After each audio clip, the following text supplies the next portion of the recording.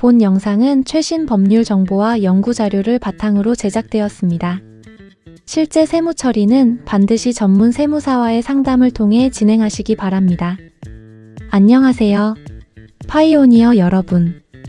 오늘은 가상화폐 투자자라면 반드시 알아야 할, 그리고 최근 부모님과 자녀 사이에서 가장 핫한 이슈인 코인 세금과 부모님 지갑 사용 문제에 대해 아주 깊이 있게 파헤쳐 보려고 합니다. 특히 많은 분이 채굴하고 계신 파이코인 사례를 중심으로 2027년부터 바뀌는 법과 지금 당장 조심해야 할 증여세 문제를 아주 쉽게 설명해 드리겠습니다. 복잡한 법률 용어는 빼고 우리 실생활에 와닿는 비유를 들어서 하나씩 풀어보겠습니다. 자, 그럼 시작해 볼까요? 먼저 가장 많이들 헷갈리시는 부분부터 짚고 넘어갈게요. 2027년부터 코인 세금 22%를 낸다던데 그럼 증여세도 22%인가요? 라는 질문을 정말 많이 받습니다. 결론부터 말씀드리면 전혀 아닙니다. 우리가 내야 할 세금은 크게 두 종류라고 생각하시면 돼요. 첫째는 수익에 대한 세금입니다. 2027년 1월 1일부터 시행될 예정인 가상자산 소득세가 바로 이거예요. 여러분이 코인을 100만원에 사서 500만원에 팔았다면 그 번 돈 400만원에 대해 세금을 매기는 거죠. 이때 세율이 바로 지방소득세 2%를 포함해 총 22%입니다. 둘째는 주는 것에 대한 세금입니다. 부모님이 자녀에게 공짜로 코인을 넘겨주는 건 증여라고 하죠. 이 증여세는 2027년에 시작하는 게 아니라 이미 예전부터 시행 중입니다. 세율도 22%가 아니라 금액에 따라 최소 10%에서 최대 50%까지 올라가는 무시무시한 누진 세율이에요. 비유를 하자면 코인 투매로 돈을 버는 건 월급을 받는 것과 같아서 소득세를 내는 것이고, 코인을 공짜로 받는 건 용돈이나 선물을 받는 거라 증여세를 내는 것이라고 이해하시면 됩니다. 이 두 가지를 섞어서 생각하면 나중에 세금 폭탄을 맞을 수 있으니 꼭 구분하셔야 해요. 오늘의 핵심 질문이죠. 자녀가 부모님 명의로 파이코인 지갑을 만들어서 처음부터 자기 것처럼 썼다면 거래소랑 거래도 없는데 증여세가 안 나올 수 있나요? 라는 부분입니다. 이게 참 어려운 문제입니다. 우리 법에는 실질과세 원칙이라는 게 있어요. 명의가 누구든 실제로 그 재산을 굴리고 이득을 보는 사람이 진짜 주인이다라는 뜻이죠. 하지만 세무서 입장에서는 명의는 부모님인데 사용은 자녀가 했다.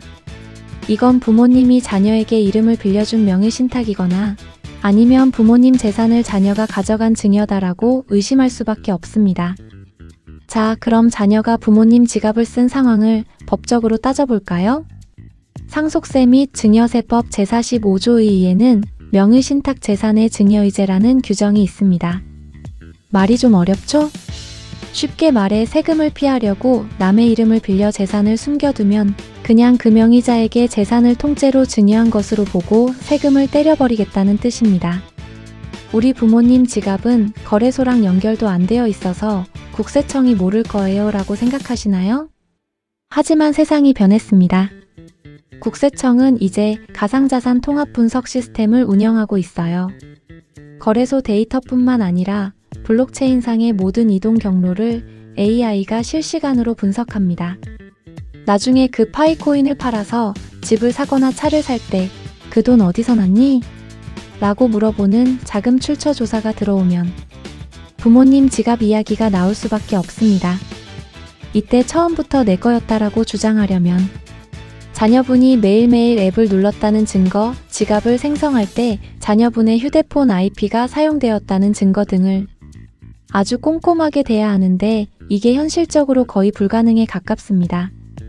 이런 리스크를 알고 계신 분들이 그럼 2026년이 지나기 전에 휴대폰 명의를 자녀로 확 바꿔버리면 어떨까요?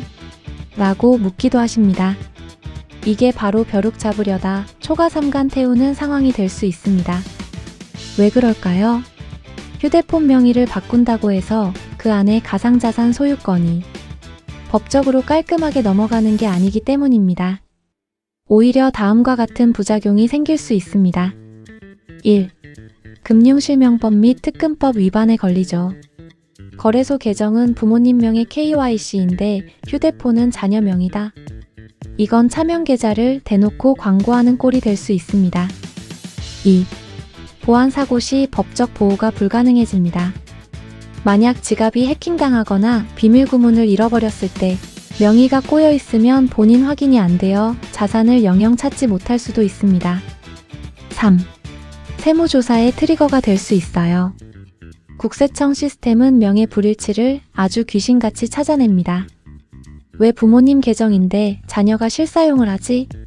라는 의문이 생기는 순간 그동안 안 내고 넘어갔던 다른 세금들까지 탈탈 털리는 정밀 조사가 시작될 수 있습니다.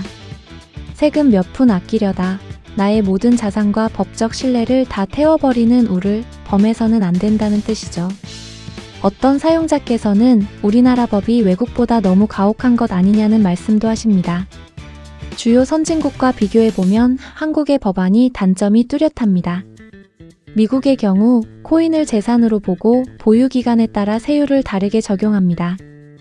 1년 이상 오래 보유하면 세금을 깎아주거나 특정 지역에 투자하면 면제해주기도 하죠.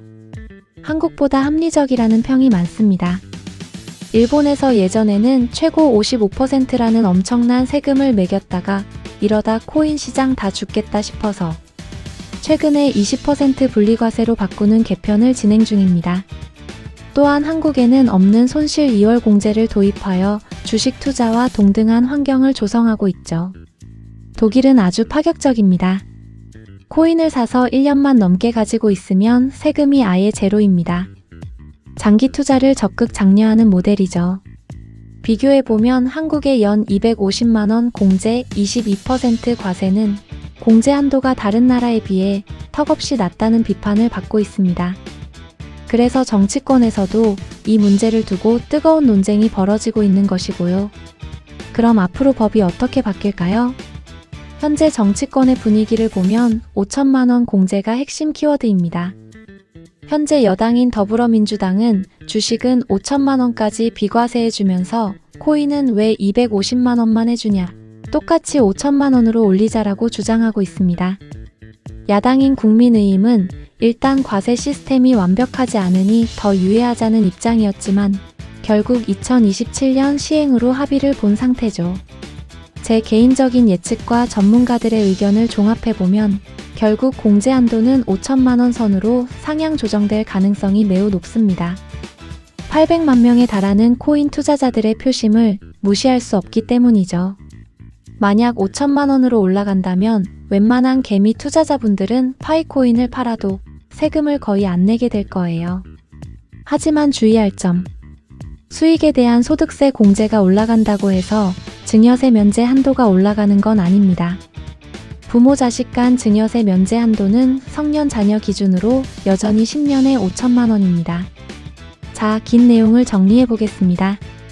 부모님 파이 지갑을 자녀가 쓰고 계신 상황에서 가장 안전하고 합리적인 대처법은 이렇습니다. 1. 자산 가치가 5천만원을 넘기 전에 명의를 정리하세요. 지금 파이코인 가격이 낮을 때 부모님으로부터 정식으로 증여받는 절차를 밟으세요. 5천만원까지는 증여세가 한 푼도 안 나옵니다. 이때 증여 신고를 미리 해두면 나중에 파이코인이 10억이 되어도 나는 옛날에 5천만원 가치일 때 적법하게 증여받았다라고 당당하게 말할 수 있습니다. 2. 휴대폰 명의 이전 같은 꼼수는 지양하세요. 오히려 국세청의 추적 시스템에 걸릴 미끼만 던져주는 꼴이 될 수 있습니다. 법은 생각보다 촘촘하고 국세청의 AI는 여러분의 생각보다 똑똑합니다. 3. 2026년 말 시가를 적극 활용하세요. 정부는 2027년 과세 시행 전까지 코인을 가지고 있던 사람들을 위해 의제 취득가액이라는 걸 인정해줍니다. 2026년 12월 31일 당시의 가격을 내가 산 가격으로 쳐주겠다는 거죠. 이걸 잘 이용하면 2027년 이전에 오른 수익에 대해서는 세금을 한 푼도 안 낼 수 있습니다. 결국 양지에서 정식으로 신고하고 관리하는 것이 여러분의 소중한 파이코인을 지키는 유일한 길입니다. 세금 아끼려다 코인을 통째로 날리거나 벌금을 내는 일은 없어야 하니까요. 오늘 내용이 여러분의 궁금증을 해소하는데 큰 도움이 되었길 바랍니다. 영상이 도움되셨다면 구독과 좋아요, 알림 설정까지 꼭 부탁드리고요.